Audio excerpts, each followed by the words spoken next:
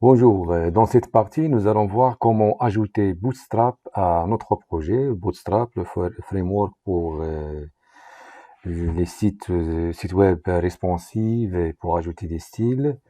Alors, tout d'abord, on va se rendre dans le site web de Bootstrap, mais le Bootstrap pour React, c'est le React Bootstrap. Donc, c'est-à-dire une version adaptée aux applications React. Alors, ici, comme vous pouvez le remarquer, donc il y a la méthode d'installation, donc pour ajouter React Bootstrap et Bootstrap à notre projet.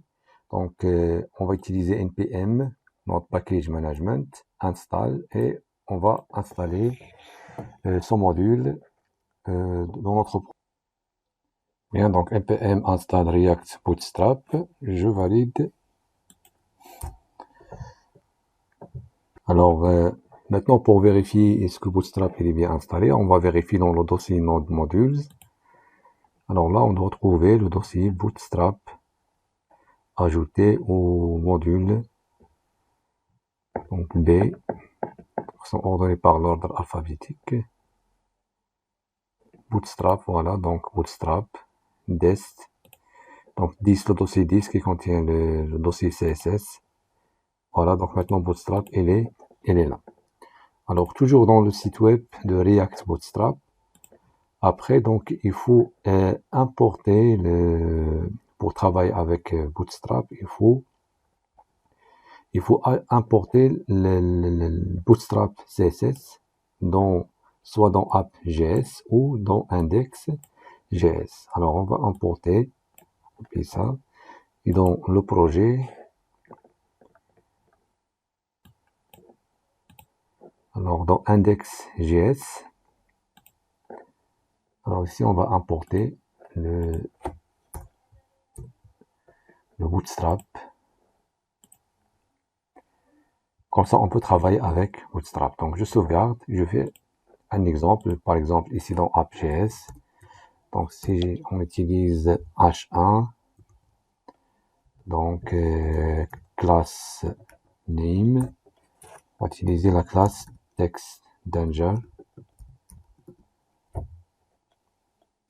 Donc, React. Alors, normalement, on doit trouver un texte en couleur rouge. Donc, je lance l'application npm start. Bien, donc Bootstrap fonctionne. Donc, on a la classe textDanger, elle est bien appliquée. Donc, ce qui signifie que Bootstrap, elle est opérationnel. Bien, maintenant, les composants React, les composants Bootstrap, toujours dans le site de React Bootstrap Component. Alors, ces composants sont générés comme des composants React. Donc, la particularité de React Bootstrap, c'est qu'on va utiliser ces composants non pas comme des éléments HTML comme pour le Bootstrap classique, mais comme des composants, c'est-à-dire des fonctions JavaScript qui permettent de générer ces composants Bootstrap. Par exemple, je fais je recherche par exemple un composant navbar, navbar. Alors ça c'est le navbar qu'on connaît dans Bootstrap. Mais ici, l'exemple qu'on a, donc, c'est une fonction composante React qui permet de générer ce navbar. Et ça va faciliter le codage, le développement d'une application React pour réaliser des applications de manière simple et facile. Bien, alors maintenant, comme application de l'utilisation de Bootstrap, on va réaliser l'application suivante. Donc, une application avec navbar, avec un menu, avec un contenu qui présente des produits et un footer. Alors, la première chose, c'est que pour créer cette application, donc, on peut découper cette application en plusieurs composants. Alors, il y a le header, il y a le contenu et il y a le footer. Alors, on aura besoin d'un composant pour le header, le navbar, un composant pour le footer et un composant qu'on va l'appeler product ou products, c'est-à-dire pour tous les produits, qui va regrouper la présentation des produits qui sont présentés sous forme de carte. Donc ici, nous avons l'élément carte de Bootstrap qui permet d'afficher une image et un contenu. Ici, le contenu, ce sont les informations sur un produit, et ici, l'image du produit. Alors, c'est ça la structure du projet. Donc, composant header, l'entête du site web, de l'application, composant footer et composant pour les produits qui contient son tour d'autres composants qui est composant card. Alors, on va l'appeler par exemple prod card. Et là, donc, ce composant, à chaque fois, on va passer des informations qui est l'image, le nom de produit, la catégorie et le prix. Alors bien, maintenant, on va commencer par la création du composant header. Alors, dans le dossier components qu'on a créé, on va créer un autre dossier donc pour le header. Et dans le dossier header, on va créer un fichier JavaScript header.js. Alors, puisqu'on va utiliser l'élément navbar, donc dans documentation de React Bootstrap, on va chercher composant, donc recherche l'élément navbar.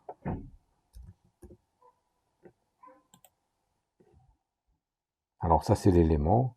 Donc il suffit maintenant de copier cet exemple et l'adapter à notre utilisation. Donc je vais coller ici. Alors là, donc on a une fonction, donc le nom c'est basic example, donc on peut la changer par header.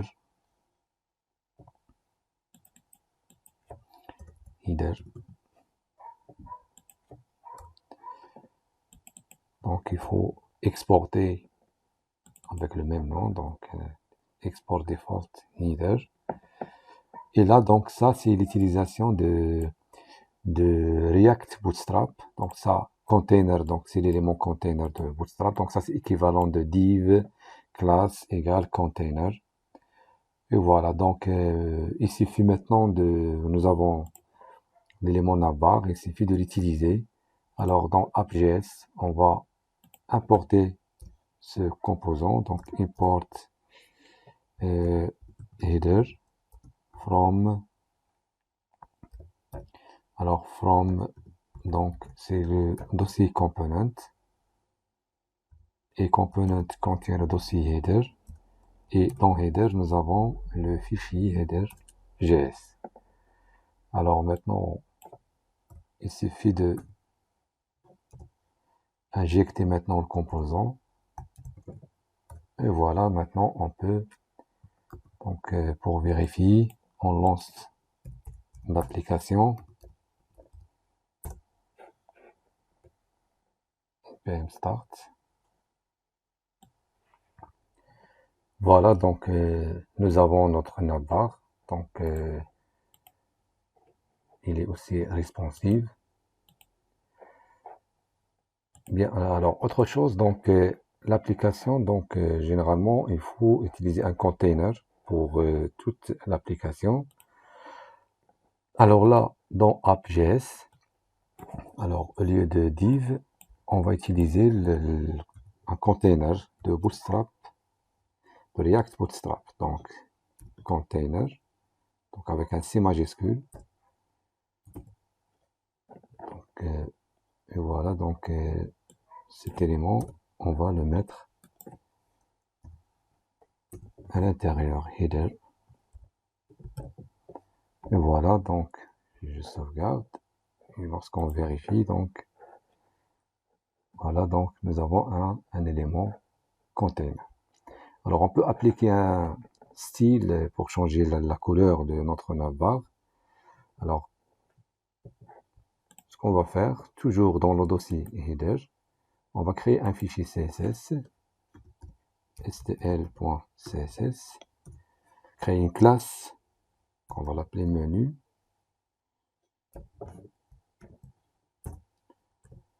Et dans cette classe, on va utiliser une couleur d'arrière-plan bleu et un background couleur et couleur dégradée. Et maintenant, pour appliquer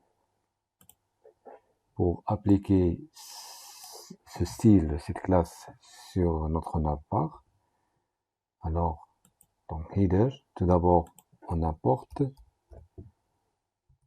le fichier CSS, donc stl.css, parce que les deux fichiers sont dans le même dossier, donc c'est stl, css et header gss, tous les deux dans le dossier header. Et par la suite, on va utiliser class name, donc nav, la classe navbar, et navbar dark parce que les couleurs foncées, et le nom de la classe menu.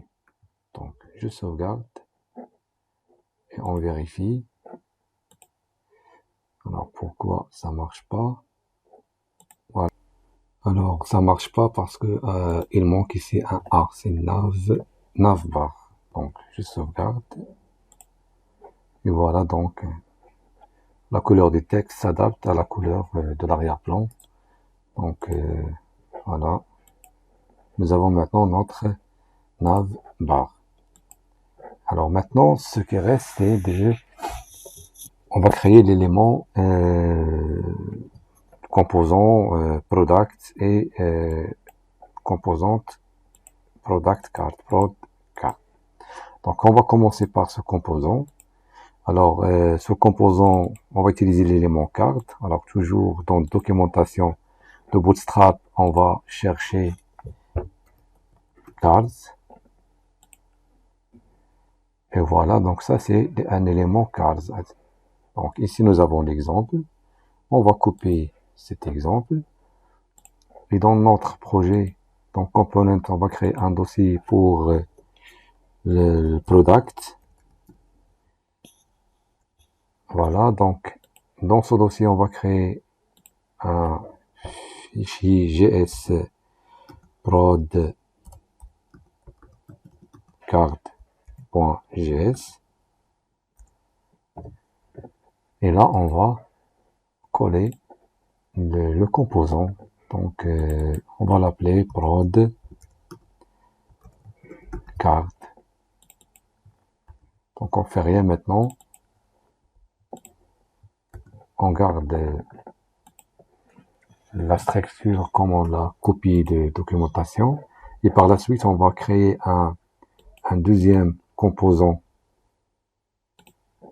qu'on va l'appeler products.gs.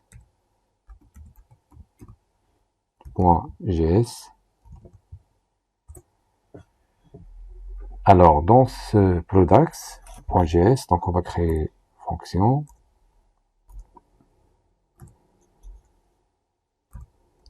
Pardon. On va l'appeler products.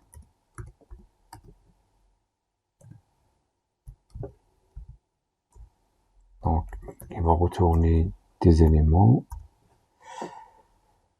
Et là, on va exporter default products. Alors là, on va utiliser, on va injecter les produits. Donc, supposons, donc tout d'abord, on va importer composante, donc prod cart from. Alors, tous les deux dans le même dossier, donc directement prod cart. Alors là, c'est là qu'on va injecter le composant prod card.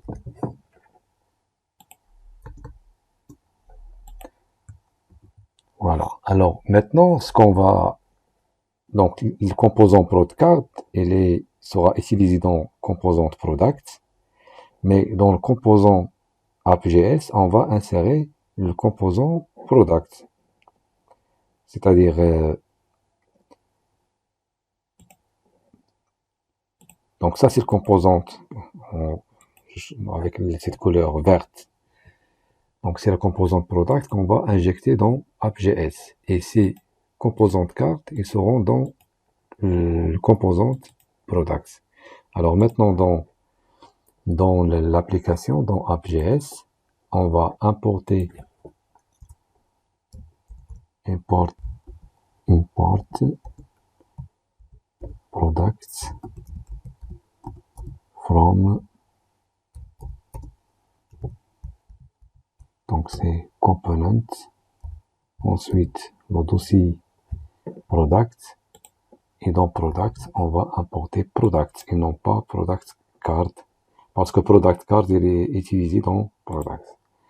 Alors et là on va donc injecter le product.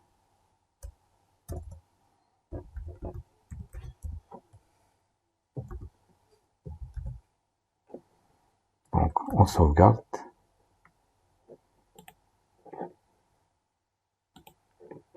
Et voilà, maintenant nous avons l'élément product. Alors maintenant, donc il faut un titre donc pour les produits. Donc dans composant products ici, donc on va utiliser aussi un container. Donc container.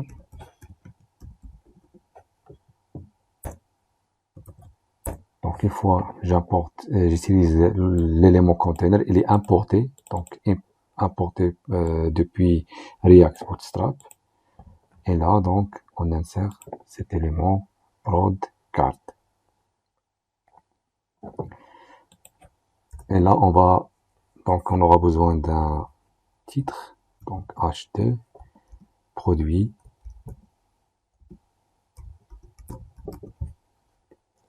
Alors produit, on va appliquer classe name texte info par exemple, je sauvegarde, et comme ça on aura donc les éléments comme ça. Alors par la suite, pour chaque produit, donc il suffit de utiliser l'élément prod card. Bien, maintenant ce qu'on va afficher dans l'élément card, c'est des images et des informations sur une image et des informations sur le produit. Alors pour les images, donc on va les mettre. Donc ça c'est le dossier du projet. Ça c'est le dossier public. Alors là on va créer un dossier assets. Et dans ce dossier assets, on va mettre des images, des vidéos, donc tout ce que vous aurez besoin pour l'application. Et ici nous avons des images pour le produit. Alors maintenant, ces images sont dans le dossier public du projet. Donc ici, donc public, dossier assets, et qui contient des images. Alors maintenant, l'élément card, on va passer des paramètres concernant le produit. Donc ces paramètres sont le nom de produit, donc prod par exemple PC, le nom de produit PC, l'attribut 4 pour catégorie, prix, l'attribut prix pour le prix du produit, et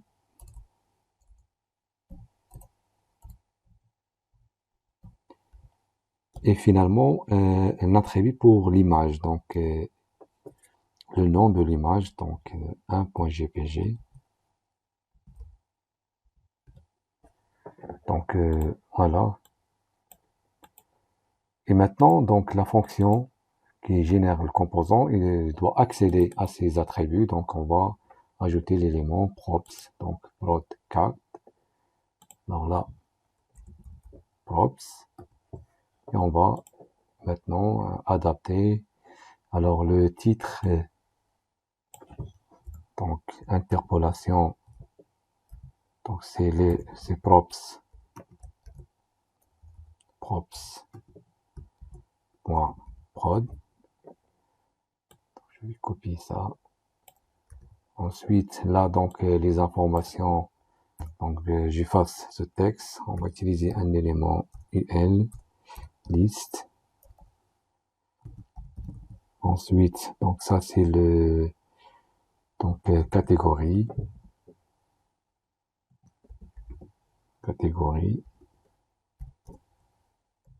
Donc, c'est props.cat.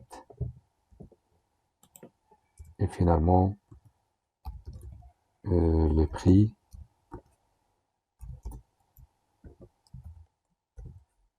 Donc, props.prix. Et l'image. Donc, l'image, c'est ici, donc SRC. Alors, on va effacer ça. Donc, SRC égale, donc, interpolation.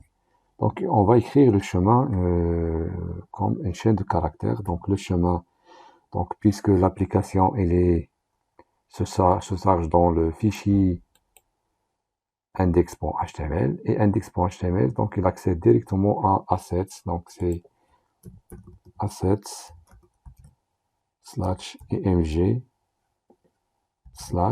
et ce qui reste maintenant, c'est le nom de l'image. Et le nom de l'image, on va concaténer cette chaîne de caractères avec props.pic.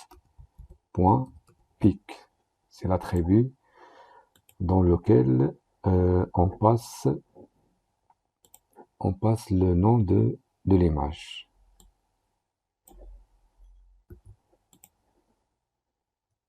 Voilà. Donc, et comme ça, on aura un élément bien affiché. Alors, si maintenant je déclique ça, coller, par exemple, l'image numéro 2, je sauvegarde. Alors là, nous avons une deuxième composante qui est bien affichée, mais c'est pas ça qu'on cherche. Alors, il faut afficher les composantes ou les cartes, l'élément carte, donc l'un après l'autre. Donc, il faut ajouter donc le layout de Bootstrap, donc les lignes et les colonnes. Alors comme ça, on peut afficher les cartes donc l'une après l'autre. Alors, ce qu'on va faire maintenant, tout d'abord, il faut préciser le nombre de colonnes qui va occuper chaque élément carte. Donc ici, donc on va utiliser, donc je vais effacer ça. Alors là, c'est classe name, par exemple col medium 3.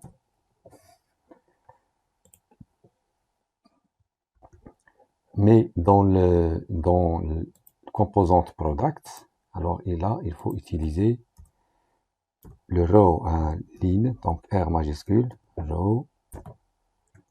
Donc je rappelle qu'une fois on utilise un élément de React Bootstrap, donc il est importé from React Bootstrap. Et là, donc, on va, donc, ces éléments doivent être injectés à l'intérieur de cet élément. Et comme ça, on aura l'affichage suivant. Donc, on peut ajouter un peu de marge entre les cartes. Donc, toujours dans l'élément carte. Alors là, il faut utiliser style. Donc, style, marge margin 10 par exemple. On aura des marges entre les éléments carte. Bien. Alors ça, donc on va effacer cet élément bouton, donc on n'a pas besoin de bouton. Alors on cherche le bouton, donc il est là. Donc il suffit de l'effacer et effacer l'importation de boutons. Voilà, je sauvegarde. Et voilà, nous avons les informations comme ça. Donc l'affichage comme ça, donc il est responsive.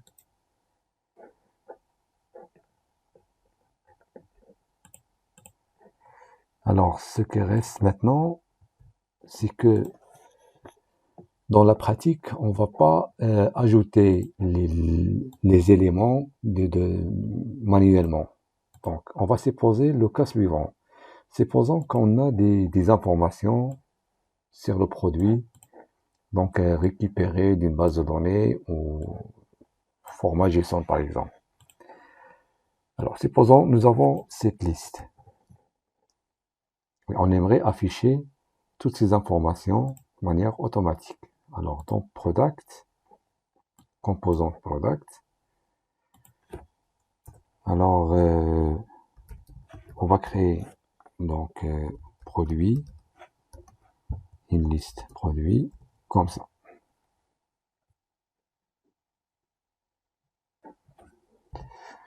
Alors nous avons cette liste et on aimerait chaque objet, chaque élément de cette liste, donc le product, catégorie, le prix, l'image, générer un élément card.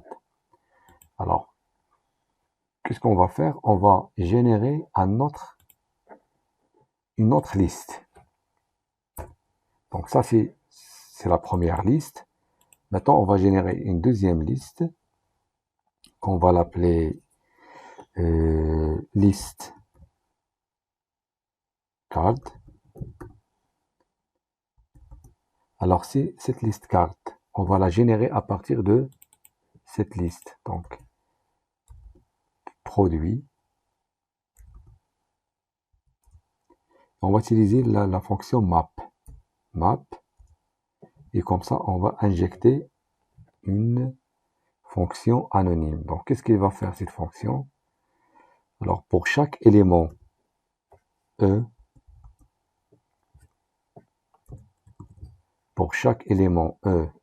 de la liste produit, c'est-à-dire un objet, on va retourner un élément, un composant product, comme ça. On va retourner ça, mais on va adapter ça à notre cas. Je vais effacer ça.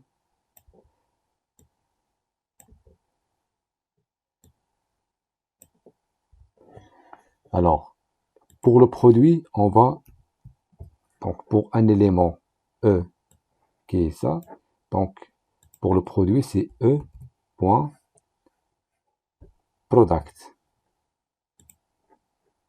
Et pour catégorie, c'est E.catégorie. Et pour le prix, l'élément prix. Et finalement, pour l'image, le picture, donc pic, c'est E.pic. On a utilisé le même nom.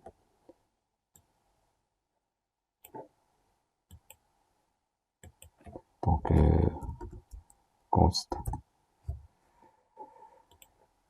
Voilà, maintenant, cette ligne, cette instruction, qu'est-ce qu'elle fait? Elle permet, ce map, il permet de générer une deuxième liste à partir de la première liste. Mais maintenant, cette deuxième liste, elle va contenir des composants prod card. Et pour chaque paramètre attribut, on passe les éléments qu'on a ici. Alors maintenant pour l'affichage, donc on va pas utiliser ça, on va supprimer ça. Donc interpolation et on va utiliser liste card, cette liste card. Et comme ça, donc je sauvegarde, on aura tous les éléments affichés. Donc, quel que soit le nombre de produits que nous avons ici, donc grâce à la fonction map qui permet d'injecter une fonction anonyme, donc à partir d'un élément de la première liste, on va créer une deuxième liste avec ces éléments qui sont des composants qu'on va l'afficher de la manière suivante et comme ça on aura l'affichage comme ça. Maintenant, ce qui reste la partie ou le composant footer. Bien, maintenant, le dernier composant, c'est le composant footer. Donc, toujours dans le component, un dossier, donc footer. Et dans ce dossier footer, on va créer fichier JS, JavaScript footer.js. Alors là, donc, une fonction, on va l'appeler footer, qui retourne un élément. Et là, on va exporter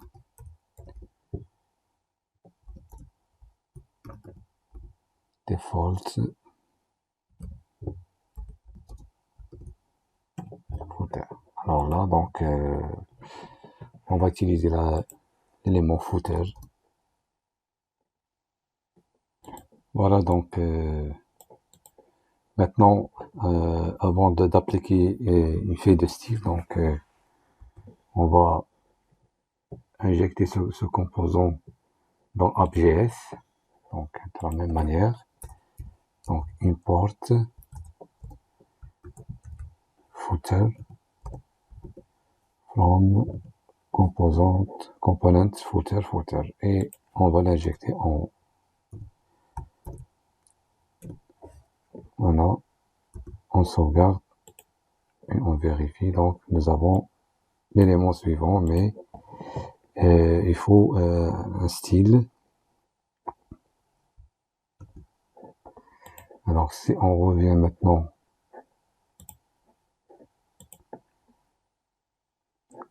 alors normalement ici il faut ajouter donc classe name donc row.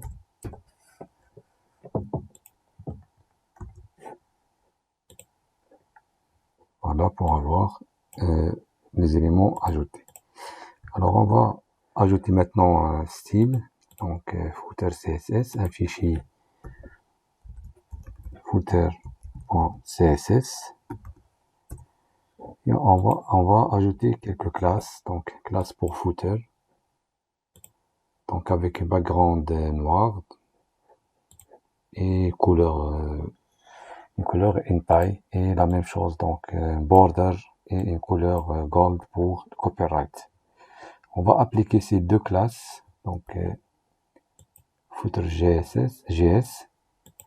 Tout d'abord, il faut importer le CSS, import, donc c'est footer.css.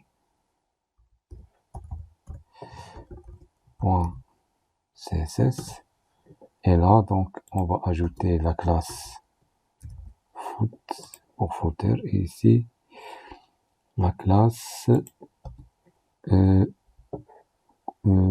copyright, donc cette classe là.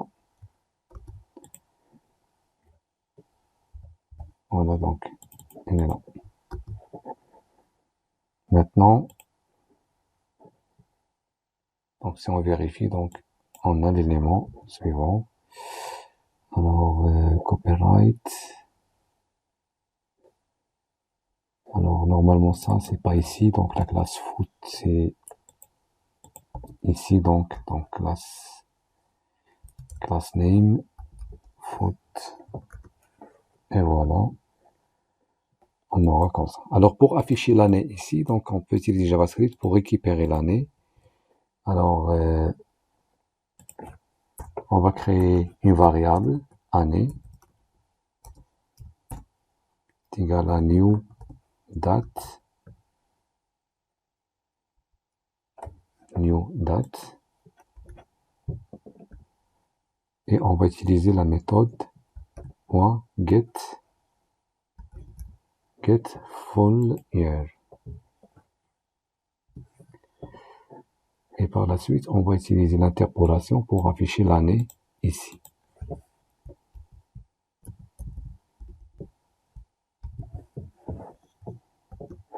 Donc, si je sauvegarde, get year, donc c'est une méthode. Voilà, il faut utiliser le parenthèse. Et voilà, donc nous avons copyright 2022. Et nous avons notre application maintenant, donc elle est responsive.